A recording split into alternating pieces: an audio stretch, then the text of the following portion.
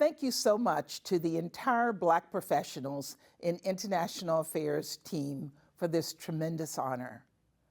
Receiving the BPIA Global Diplomacy Award is a privilege in and of itself, but to be recognized alongside so many extraordinary leaders, from friends in Congress to colleagues across the private sector to partners at the United Nations, makes this honor that much more meaningful.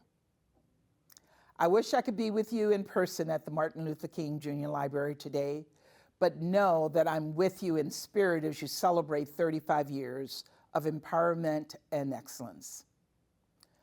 A few months ago, I visited another landmark that honored Dr. King, the Martin Luther King Jr. Memorial Center in Atlanta, Georgia. The center is home to thousands and thousands of documents and objects related to Dr. King's life and work.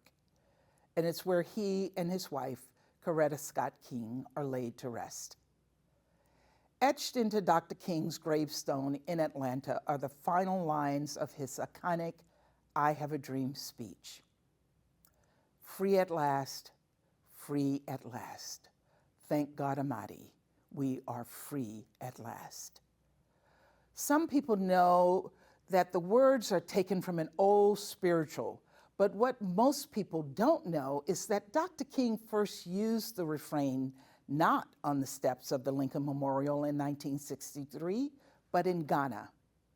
The year was 1957, and he was in Accra for the continent's first independence celebration. And he described the overwhelming emotions of seeing the Union Jack come down and the new Ghanaian flag go up.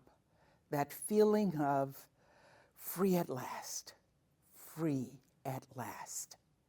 The tie between those two moments in history, one in Ghana and one in Washington, represent Dr. King's belief that struggle for justice in America is inextricably linked to the struggle for justice across the world.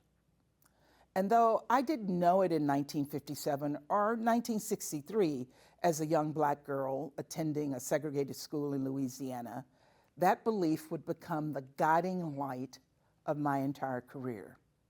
It would take me to Liberia, which would inspire in me a passion for international affairs. It would take me to Jamaica and Kenya and Nigeria and the Gambia, other countries still reckoning with the legacy of colonialism and discrimination.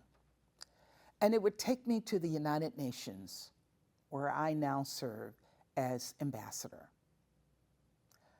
I'm proud to stand on the shoulders of so many African American trailblazers who worked to bring Black talent, Black voices, Black experiences, and expertise into the diplomatic arena.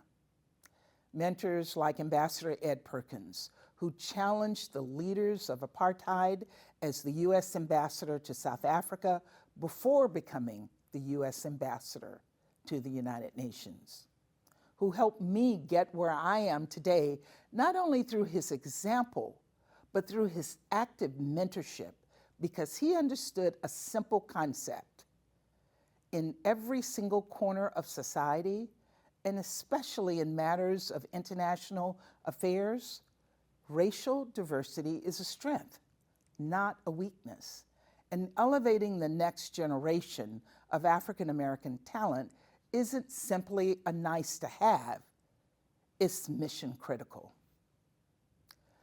Today, our world faces no shortage of existential challenges, from climate change to protracted conflict, food insecurity to gender inequality. And so more than ever before, we need our country's top minds and top talents. People with a broad range of skills, perspectives, and backgrounds who can meet entrenched issues with new approaches, who not only represent American interests, but the American people in all of their diversity, who understand that, in the words of Dr. King, injustice anywhere is a threat to justice everywhere.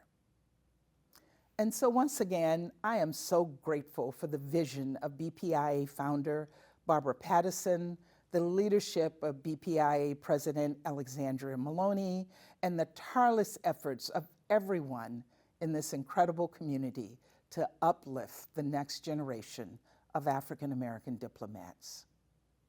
Know you have a friend and partner in me. Thank you.